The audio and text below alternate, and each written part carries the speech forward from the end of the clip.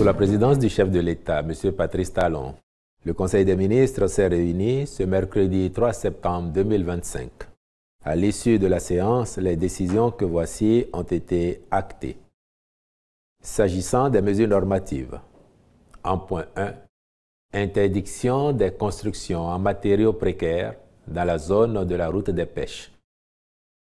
La mise en œuvre croissante du programme de modernisation des infrastructures urbaines dans plusieurs villes du pays, notamment celle du Grand Okoué, appelle un encadrement des aménagements, particulièrement des constructions situées sur certains axes stratégiques tels que la route des pêches, dont la vocation touristique s'affirme de plus en plus.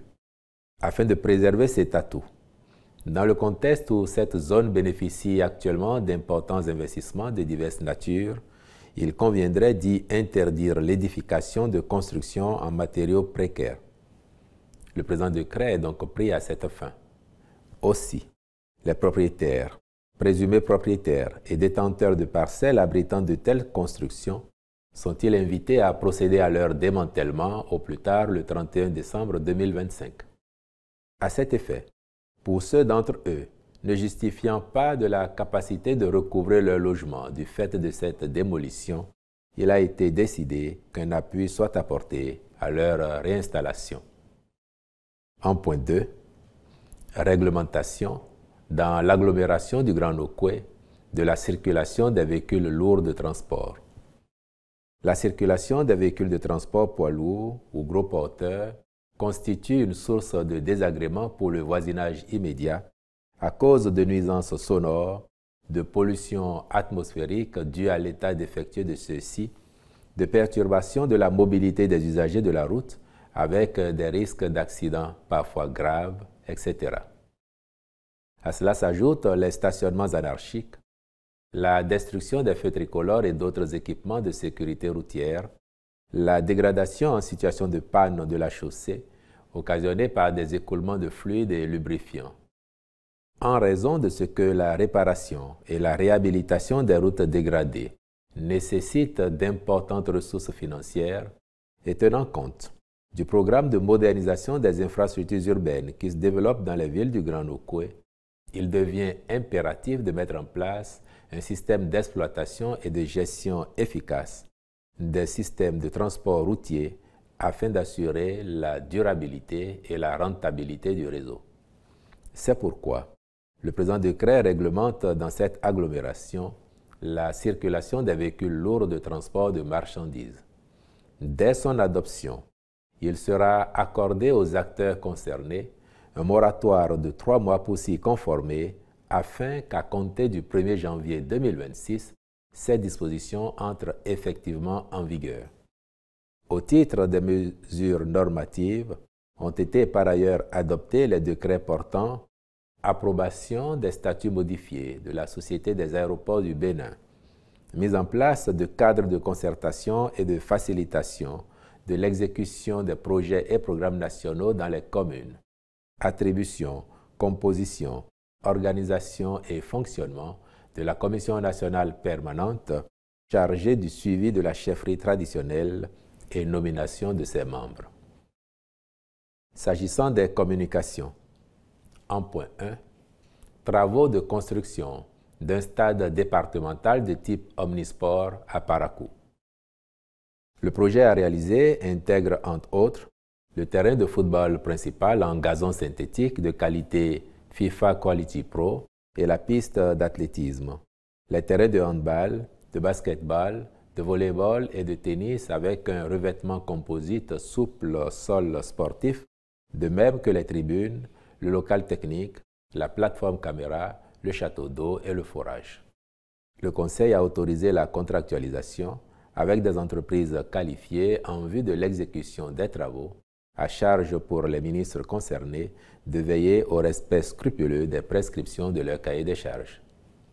En point 2, approbation du plan stratégique 2026-2030 du Centre universitaire d'enseignement professionnel, avec la phase pilote qui a permis d'opérationnaliser une première formation au métier d'entrepreneur agricole en octobre 2022 à l'Institut universitaire d'enseignement professionnel des métiers de l'agriculture de Djougou, Un modèle pédagogique professionnel innovant a été conçu et testé avec satisfaction. Aussi, sur la base d'un diagnostic de la demande du marché de l'emploi et des offres de formation actuelles et à venir, le présent plan a-t-il été élaboré. Dans une démarche qui garantit un bon arrimage avec la stratégie nationale de l'enseignement et de la formation technique et professionnelle, il prévoit plusieurs filières au sein du dit institut. Ainsi, l'ouverture de 7 nouveaux instituts est envisagée dans au moins 8 secteurs économiques au profit de 3 000 apprenants en formation diplômante d'ici 2030. À ceux-ci s'ajouteront des apprenants en formation qualifiante courte de spécialisation et de formation continue. Le Conseil a donc approuvé le plan stratégique assorti de son cadre programmatique comprenant 3 orientations stratégiques, 3 objectifs stratégiques et 7 axes stratégiques débouchant sur 3 programmes. En point 3, approbation du Plan national de développement sanitaire 2026-2030. Il s'agit d'un document de référence pour l'ensemble des acteurs du secteur de la santé, en lien avec l'atteinte des objectifs de la politique nationale de santé sur la période 2018-2030. Ce plan a pour finalité de favoriser l'amélioration de l'état de santé et du bien-être des populations et s'inscrit dans les perspectives des objectifs de développement durable ODD. Son contenu tient compte des faiblesses de la précédente édition, conformément à l'évaluation qui en a été faite et intègre les nouveaux défis du secteur. D'un coût estimatif de 996 391 637 000 francs CFA, sa mise en œuvre permettra, entre autres, de renforcer la gouvernance du secteur de la santé, d'améliorer les prestations de services et la qualité des soins dans un environnement où la disponibilité des produits de santé ainsi que des infrastructures et des équipements traduisent les avancées notables du secteur. En point 4, approbation du plan stratégique 2025-2029 du ministère de la Défense nationale. Ce document a été élaboré suivant une démarche participative et inclusive en référence aux stratégies nationales de développement, aux objectifs de développement durable, aux enjeux et défis sécuritaires actuels, de même que ceux futurs, ainsi qu'à la situation géostratégique qui prévaut dans la sous-région et dans le monde. Il est porté par la vision que, citation, « Les forces armées béninoises, à l'horizon 2029, sont une armée au service de la nation, moderne et ouverte sur le monde, en mesure de contribuer au développement harmonieux et durable de l'espace national, ainsi qu'à la paix et à la sécurité internationale. » Fin de citation. Pour ce faire, son opérationnalisation s'appuie sur 3 programmes découlant d'autant d'objectifs stratégiques que sont améliorer la performance du ministère, assurer la disponibilité opérationnelle des forces et améliorer le rayonnement des forces armées béninoises sur la scène internationale. Les ministres impliqués dans sa mise en œuvre et le suivi des actions accompliront les diligences nécessaires à cette fin. En point 5, mise en place d'un programme national de lutte contre le mariage d'enfants. Le mariage précoce constitue une menace réelle pour l'avenir des jeunes filles et des adolescentes avec des conséquences multiformes. En dépit de l'action de l'État, cette déviance persiste ici et là. Aussi, urge-t-il, pour protéger davantage les enfants qui y sont exposés, de renforcer les actions déjà en cours. D'où le présent programme qui vise à réduire le mariage d'enfants au Bénin de 33% en 2019 à 15% en 2029, soit une diminution de 18 points sur les 4 années à venir, afin que les enfants, notamment les filles, soient protégés contre le mariage et les grossesses précoces. À cet effet, le programme s'évertuera à renforcer le dispositif de protection et de prise en charge en matière de lutte contre le mariage d'enfants, ainsi que l'engagement des communautés, des familles et des enfants pour la lutte contre le phénomène. En point 6. Incorporation dans le corps des gardes forestiers en qualité de spécialistes des eaux, forêts et chasses de 358 rangers recrutés au profit des brigades forestiers des parcs nationaux. La présence de ces agents, initialement recrutés par la structure en charge de la gestion des parcs de la Pendjari et du W, contribue grandement à la bonne tenue globale de ceux-ci, laquelle se traduit par leur meilleure protection et une tendance à l'accroissement de la population des espèces fauniques.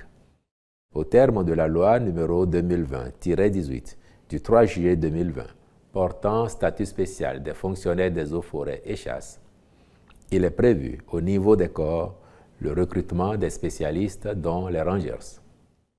Étant déjà en fonction au sein des brigades de protection et de surveillance, le gouvernement avait marqué son accord pour leur recrutement sur titre et leur incorporation en vue d'une meilleure stabilisation des parcs, tenant compte des expériences qu'ils ont acquises.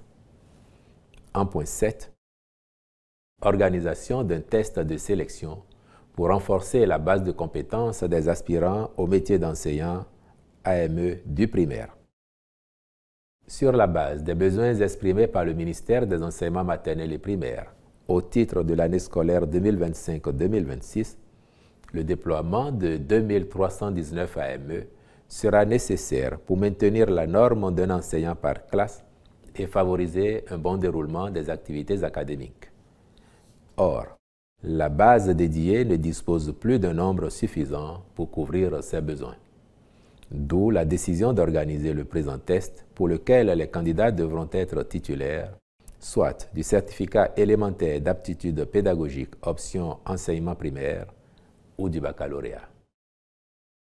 Au chapitre des rencontres et manifestations internationales, il a été autorisé l'organisation en septembre 2025 de l'atelier de formation à l'utilisation de l'outil d'évaluation des États parties à la Charte africaine des valeurs et principes de la fonction publique et de l'administration.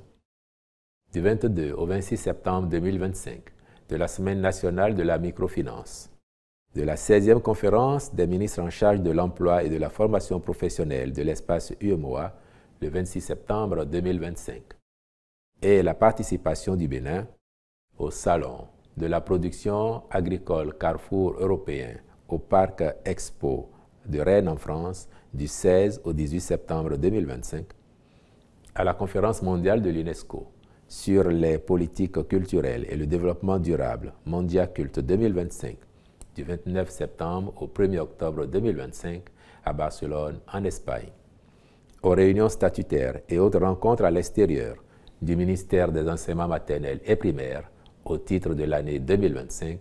Je vous remercie.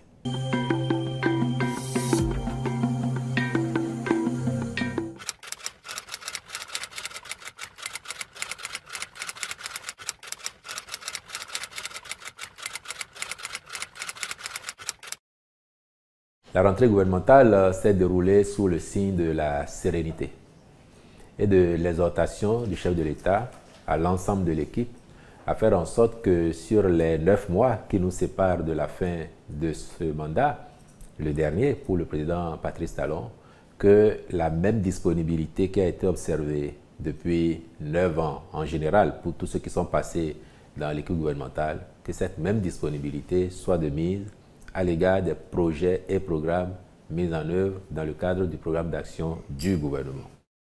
Et puis ça a été l'occasion de dire que ça n'est pas parce que c'est la dernière ligne droite qu'il faut maintenant dormir sur ses lauriers et faiblir. Donc nous avons besoin d'amplifier pendant le temps qu'il reste les résultats qui sont déjà acquis et que tous nos concitoyens aujourd'hui voient et apprécient, que le monde entier apprécie avec nous.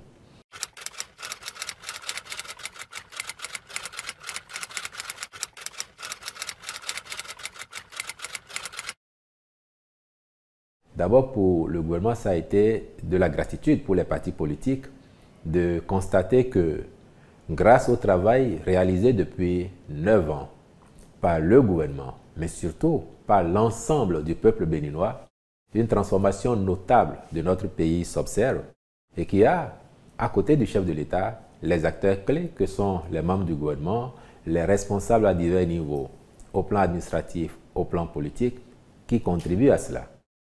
Et parce qu'il faudra une seule personne pour succéder au président Patrice Talon, la fonction se définissant par un siège, une chaise et pas un fauteuil, il fallait bien effectivement trouver un profil. Et le gouvernement a été heureux de constater que les partis politiques, pour l'instant en tout cas, les deux grands partis politiques soutenant son action, aient identifié le ministre d'État, Romuald Wardani, et les adoubés, choix appréciés et approuvés par le président de la République lui-même. Il a été choisi, et si vous avez pu lire les communiqués des partis, il renseigne notablement sur les qualités du candidat.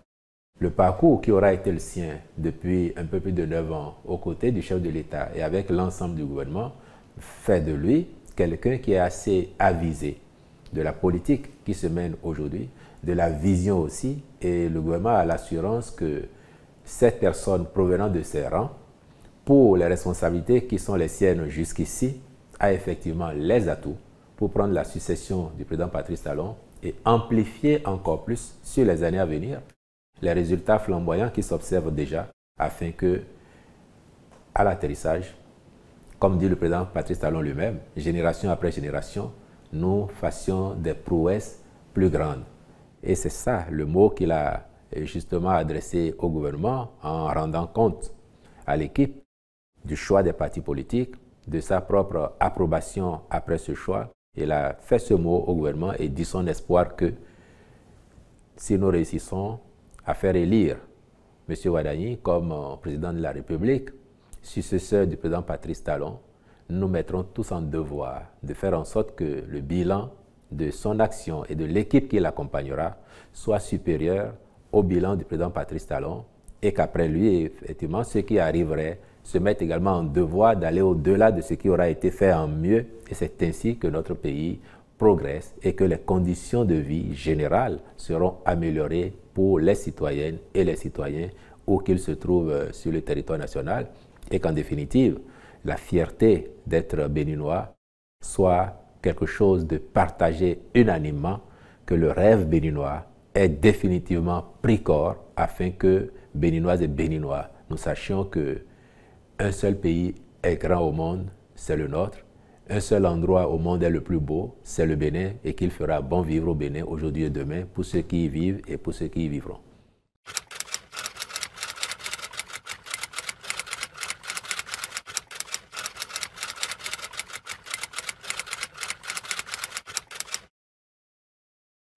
D'abord, je voudrais constater également avec vous que M. Romuald Wardani, depuis sa désignation, dès le lendemain, est apparu comme étant le candidat non plus seulement de la mouvance présidentielle, mais d'une large opinion nationale, y compris des gens qui traditionnellement ne soutiennent pas ou n'applaudissent pas les actions du gouvernement.